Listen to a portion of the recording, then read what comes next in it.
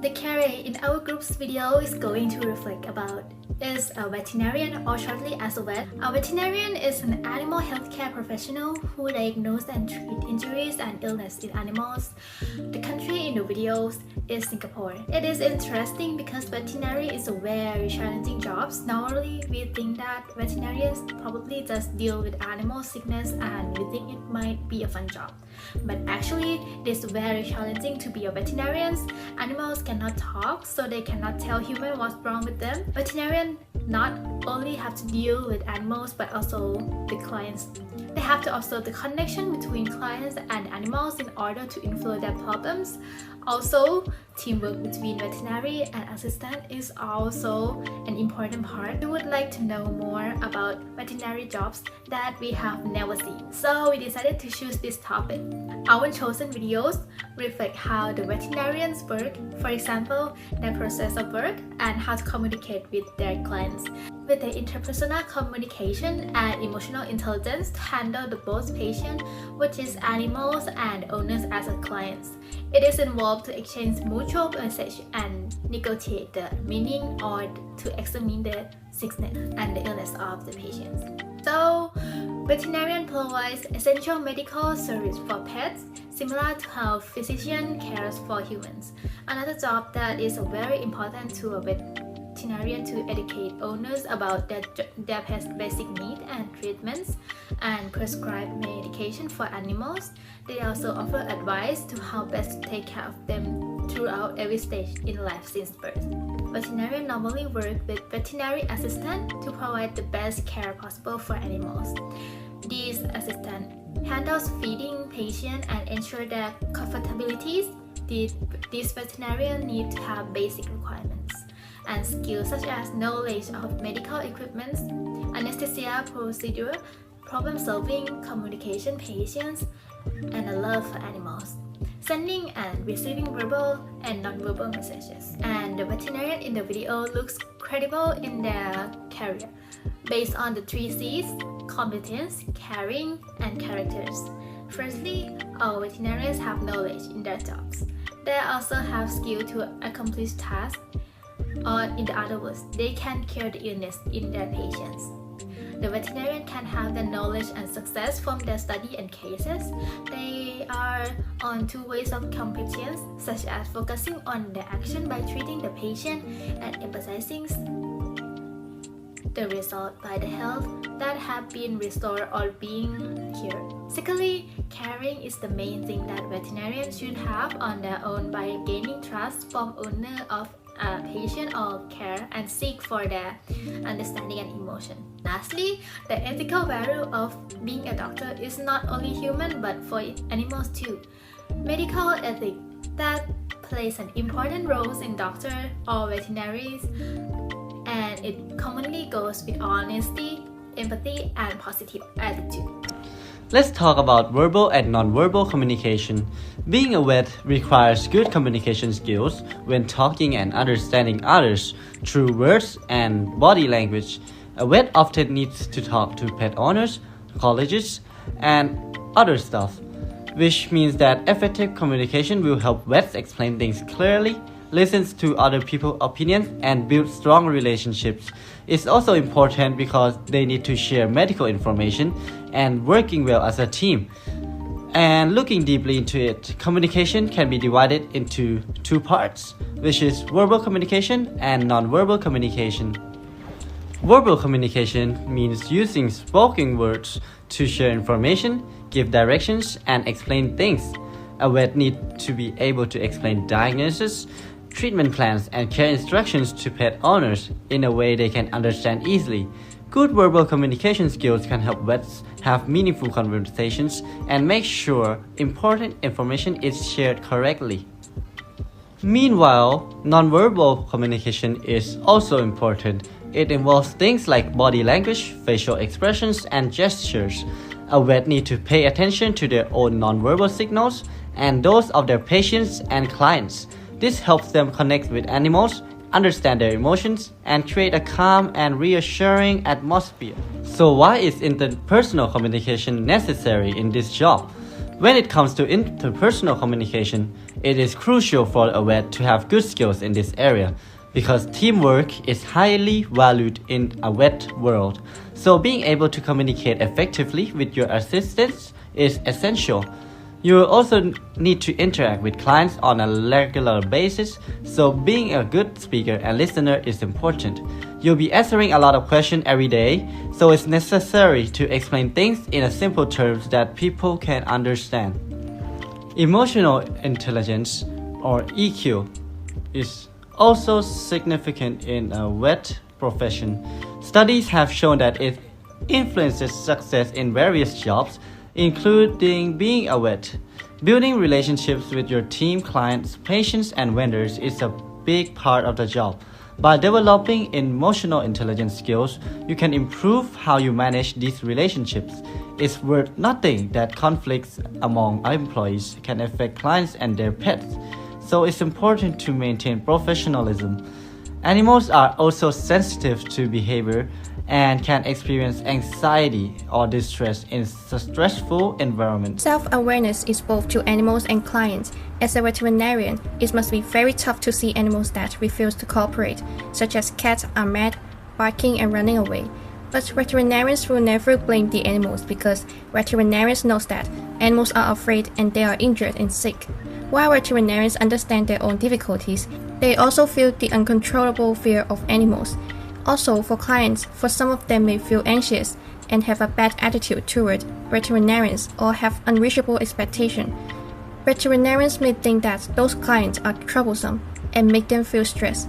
But if they think from the perspective of clients, they are actually worried about whether the pets have received proper treatment.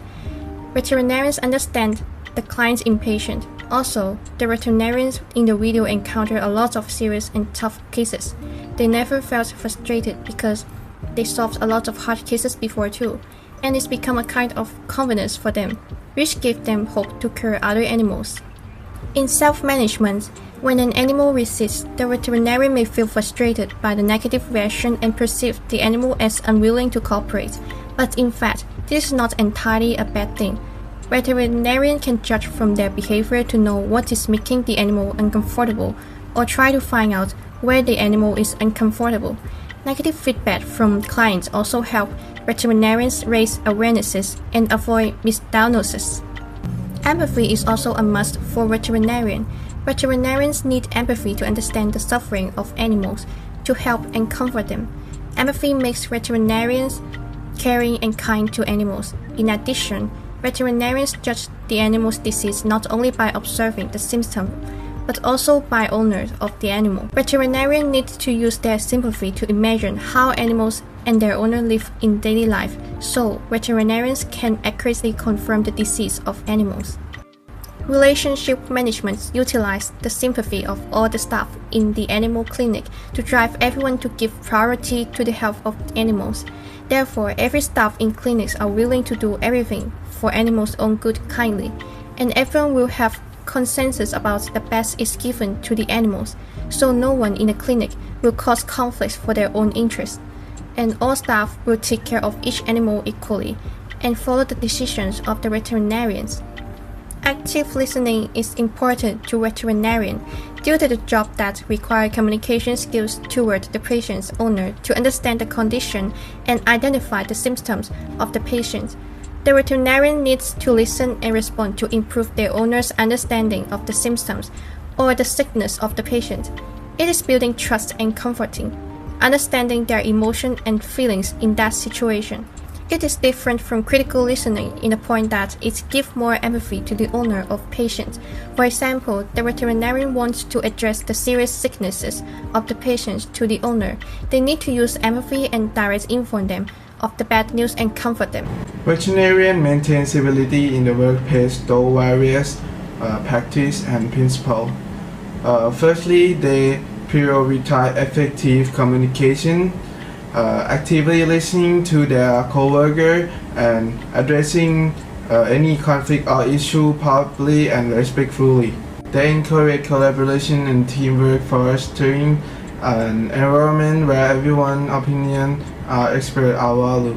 They also promoting a culture of empathy and compassion, recognizing the importance of emotional well-being for both staff and patients. Veterinarian prioritize professionalism and lead by example, treating all team members with respect and promoting a positive work atmosphere. They establish clear guidelines and policy, ensuring that everyone understands their role and responsibility. Overall, veterinarians prioritize open communication, respect, and professionalism to maintain civility in the workplace. How to manage difficult conversation? First, don't label difficult conversation as bad. Most people don't enjoy confrontation, whether this is because of the traumatic past experience or because of the fear of upsetting others. Second, prepare a short script outline. When people are nervous, they can say things that they don't mean. To avoid this, you can write down the main points you want to say in the advance of the tricky conversation. Third is be solution-oriented. Our conversation is only productive if you come up with a solution in the end, but it is quite hard if you don't have a sense of what this might look like beforehand. In concluding, difficult conversations are not fun, but they are necessary from the time to time. Leaders who learn how to have a such conversation with the grace and compassion will be develop their ability to bring up high trust relationship and lead out of the practice. So let's talk about the cultural dimension. The cultural dimension that we learn from Singapore is accepting the diversity of culture. There are many nationalities in Singapore, such as Chinese, Malay, or even Americans. The main language is English, which shows that this country is welcoming people from all over the world and tries to connect people with no bias and discrimination. Singapore has high collectivism. Singaporeans value family very much, just like the owner of the dog Tofu from the video. She treats her dog as a family member. Singaporeans emphasize duty and obligations. As the doctor in the video tries to save every animal's life, even if there are hard cases, they still feel confident to let the animal get well soon and be safe. Also, Singaporeans have a high performance orientation, as the video showed. Even though they feel stress on clients' unreachable expectations, they still try their best to fulfill the demands and don't want to fail the clients. So, is Singaporean culture interesting to me? Of course, yes. Singapore has a very interesting culture. Its country has many things that stand out and are very unique. The first thing I really like about is the food. Singapore is renowned as a food paradise, offering a wide array of culinary delights. From hawker centers to Michelin-starred restaurants, you can find diverse and delicious dishes from different cultures, including Chinese, Malay, Indian, and many more international cuisines, which makes it very exciting for me. Another thing is that Singapore is a garden city. Singapore's commitment to green spaces and sustainability is evident in its numerous parks and gardens and nature reserves. The city-state's efforts to integrate nature with urban development make it a unique and environmentally conscious destination and attracts many tourists like us and more people from all over the world. These aspects make Singapore worth exploring, and that is why it seems very interesting to me. To conclude everything, effective communication is essential in the vet career, as it plays a very crucial role in providing quality care to animals and building trust with the pet's owner.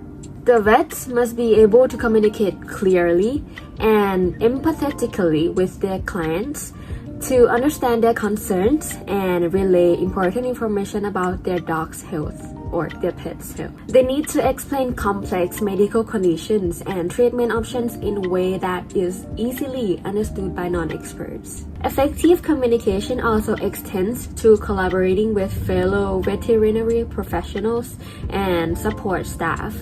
ensuring the seamless coordination of care. Good communication skills help vets establish rapport with anxious or distressed pet owners, reducing their concerns and creating a positive veterinary experience. Additionally, effective communication enables vets to educate pet owners about preventive care, nutrition, and general well-being, empowering them to make informed decisions regarding their pet's health. Overall, strong communication skills are indispensable in delivering exceptional veterinary services and fostering strong client relationships. Some suggestions for effective communication in this career are to give your attention to pet owners, listen to their concerns, and encourage them to share important details about their pet's condition using simple and clear language,